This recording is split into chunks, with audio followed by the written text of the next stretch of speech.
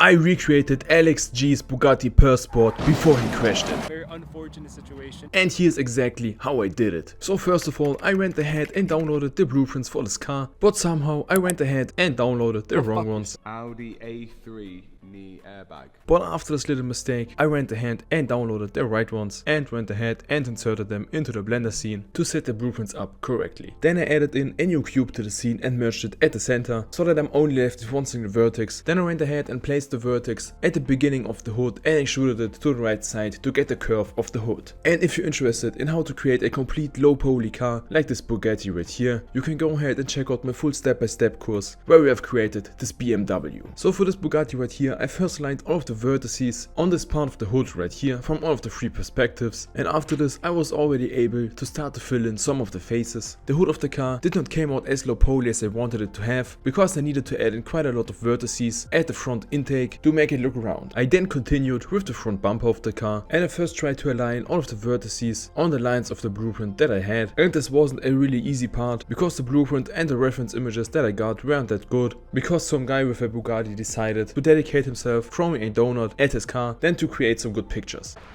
There was not a single line on the blueprint on which I could orientate myself to create this highly aggressive bumper, but I really have to say that this bumper looks so much better than the original one from the Chiron. So if I could decide which one I would get, I would definitely go ahead and buy myself a pure sport. And after I finished up the hard bumper of the car, I went straight ahead to create the front fender of the car, which was even harder than the front bumper because the only perspective where I was able to see the air intake was the top view, so I had no clue how to align this on the Z-axis. To make the air intakes not look like too blocky, I went ahead and added in a bevel to these edges right here, and then went ahead and merged all of the vertices back together to keep a low poly style on the rest of the hood. Then I finished up the front fender by creating the front wheel arch. To do this, I created an inner wheel arch with the same amount of vertices that I also have at the outer wheel arch, so I could go ahead and fill in the faces all with quartz. And then I scaled up the inner wheel arch to the same value on the x-axis than the outer wheel arch to make it look flat. Then I have cut out this area of the hood right here, so I could go ahead and separate it into a new object, scale the front vertices down on the z-axis to create this detail on the hood. So then, after finishing up the front of the car, I started to work on the side of the car by creating the front door. The hard part on this door was to create the upper section where I needed to go ahead and create a flat area and not just only the side of the door. And by the way, if you should stumble upon any problems while modeling a car or any other object in Blender, you can go ahead and join our Discord server where you can go ahead and ask any question that you have and you will get an answer in no time. Like this, you can go ahead and learn 3D modeling way faster than doing it all on your own. The front door didn't take that much time to finish, so I could go ahead and start working on the roof of the car. But before I started to fill in any faces of the roof, I traced down the blueprint to get the basic shape. By doing this, I forced myself to start to work on the back of the car, and this was a really hard part too, because the blueprint at the back of the car from the top view was not visible at all because of the ring. So I first went ahead and filled in the faces on the back fender, because this was the easiest part on the back of the car, and I created the back wheel arch using the same method with which I also created the front wheel arch. So then I again continued with the roof of the car by filling in the faces and making sure that all of the vertices match up with the blueprint line. Then I added in a new loop cut to start to create the detail on the roof that the car has. And because the modeling of the car did not get easier to the back of the car, I decided to go back to the front of the car and start to work on the black part of the front bumper. And I do really like to work on these parts of the car, but on this car specifically, it was really satisfying to create a bumper with these dimensions and the level of detail that it had. So after adding in the faces for the front air intake and of course also filling up the face for the side front air intake, I wanted to bring the car to life, so I went ahead and separated all of the objects that have a different color and I started to add in the first materials. And by doing this, the car really started to look like the Bugatti from Alex G. My new Bugatti Chiron. At this point I wanted to add in even more details to the car, so I added in a new cylinder to the scene and reduced the vertices, with which I went ahead and created the Bugatti logo, which came out looking really good at the end.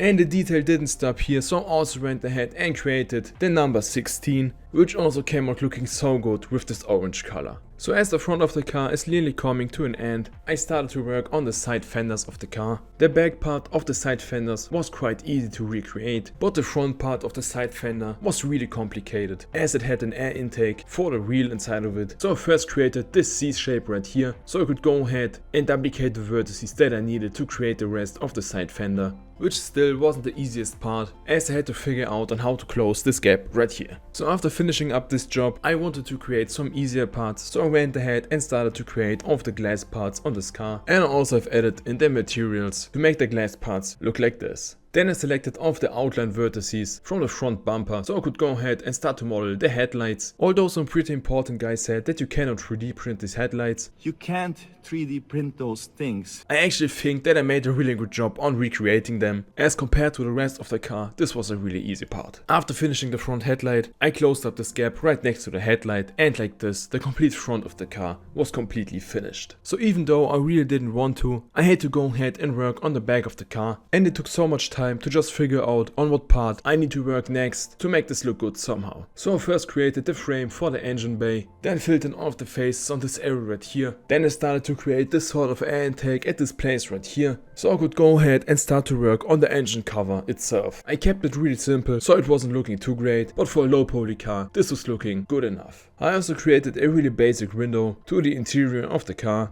After this I flipped all of the wrong normals so I could go ahead and start to work on the beginning of the wing. I also created this air intake area at the back right here, and of course I also created the area for the third brake light. Then I tried to figure out how I could go ahead and add in some thickness to the wing without using a solidify modifier, and I think I have already said this way too often in this video. But this part was really the hardest part of this entire car, because I had to somehow figure out on how to fill in all of these faces without having a lot of problems later when fixing the normals. The ring of the car was really fun to create, as I don't do this too often, as not many cars at all have a ring, and after finishing up the ring of the car I could go ahead and focus on the last part of the car, which was the back bumper. And as you probably can already imagine yourself, this was a really hard part. So I first created just a basic frame, then I needed to create the basic outline of the taillights, and I already created the chrome frame of the taillights. And just step by step I tried to fill in all of the gaps that we still had in the back bumper, and every once in a while I created a new taillight part, so this brake light right here. And after finishing up this frame I could go ahead and fill in this face for this air intake at the back, and after this I was already able to finish up the taillights, so then I could go ahead and create the rest of the back bumper. And I of course finished up the bumper by creating the diffuser with its pretty sick looking design for the exhaust. So after this I went ahead and duplicated all of the outline vertices of the complete car so I could go ahead and create the underbody, which I of course went ahead and painted black. So then only a couple parts were missing, like the side mirrors, which I made right here. I created a basic door handle and of course added in some car panel gaps.